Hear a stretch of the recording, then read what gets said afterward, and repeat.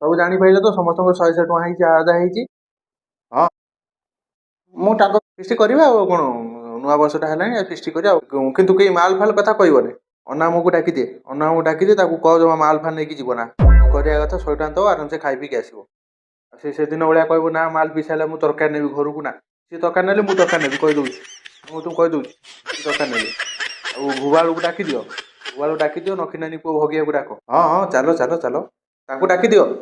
ଭୁବାଳ ଆକୁ ଡାକିଦିଅ ସମସ୍ତେ ଇଆ ଆଉ। ଭୁବାଳ ଜଲ୍ଦି ଆ।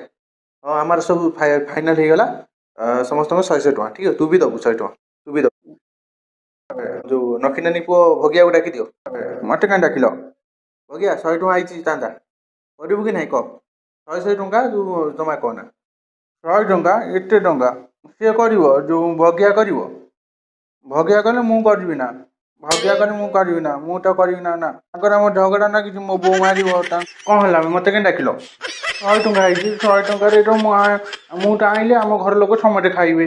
ନା ବେ ତୁ 100 ଟଙ୍କାରେ ନେଇ ଆସେ 3 ଦିନ ଖଣ୍ଡେ ବସି ଖାଅ ଘର ଲୋକ। ଯଦି କରିବି ଆସିଲା ବେଳେ ତରକାରୀ ନେଇକି ଆସିବି ଆମ ଘର ଲୋକ ପାଇଁ। ଭୁବାଳ କରିବ।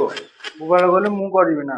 ତାଙ୍କର ଆମ ଝଗଡ଼ା ଲାଗିଛି ମୋ ବୋଉ ମତେ ମନା କରିବ ମୋ ବୋଉ ମାରିବ ମୁଁ କରିବିନି ତାଙ୍କୁ। ହଉ ଆମ ପିଣ୍ଡାକୁ ଆସ ସେଇଠି ଆମେ ହିସାବ କରିବା।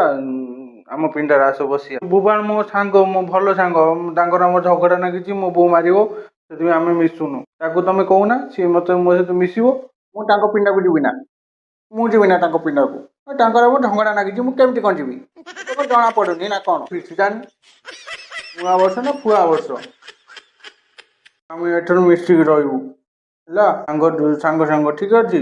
ଆମେ ଏଠାରୁ କଥା ହେବା। ଯେତେ ଝଗଡ଼ା ହଉ ଯାହା ହଉ ଆମେ ଏଠୁ ସାଙ୍ଗ। ଆମେ ତ ଛୋଟ ପିଲା ଆମର କ'ଣ ଅଛି ଠିକ୍ ଅଛି। ପିଣ୍ଡାକୁ ଆସେ ଆମେ ସେଇଠି ବସିବା କଥା ହେବା। କ'ଣ ପାଇଁ ଛୋଟ ପିଲା ଗୋଟେ କଥା ଶିଖ।